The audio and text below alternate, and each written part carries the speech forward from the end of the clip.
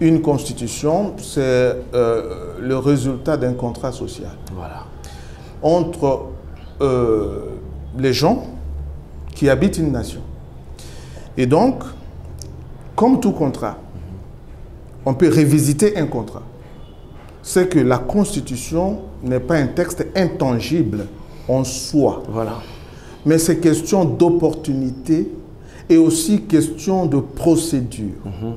Alors, si on veut réviser la Constitution dans ces dispositions qui ne sont pas verrouillées et dans les dispositions qui ne sont pas tributaires, c'est-à-dire reliées aux dispositions verrouillées, là c'est quelque chose, c'est ça que nous allons appeler la révision constitutionnelle, et cela est tout à fait possible.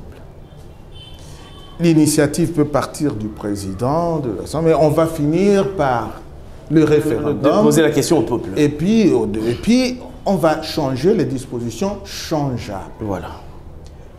Mais s'il s'agit plutôt d'un changement de constitution, c'est-à-dire qu'on doit toucher les dispositions verrouillées et les dispositions tributaires aux dispositions verrouillées, là, la position de l'ANEC est claire, il ne faut pas. Là, nous sommes contre le changement de constitution. Mais pourquoi cette position contre le changement, si réellement cela arriverait? Je pense que nous avons une certaine stabilité actuellement avec le président Félix-Antoine Tshisekedi. Moi, je vous avais dit au commencement que si il était venu un peu plus tôt, peut-être qu'on n'en serait pas à ce point aujourd'hui. Donc, il y a des acquis à préserver. Ça, c'est la première chose.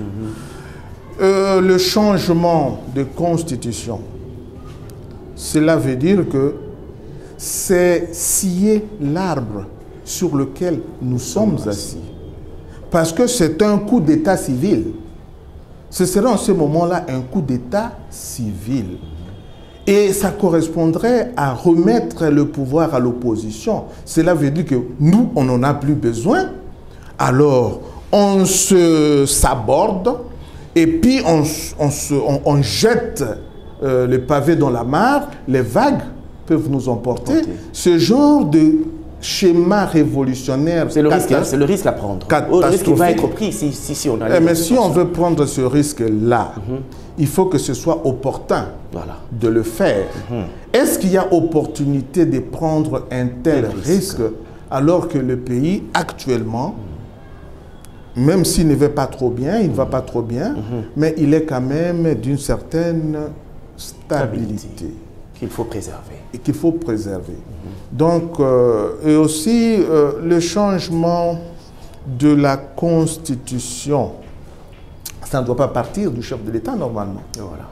Donc, comme vous le savez, parce que j'ai encore le souvenir de la prestation de serment, nous étions là tous, et nous avons juré obéissance à la Constitution et aux lois de la République. Donc, on ne va pas changer la Constitution, mais on peut la réviser.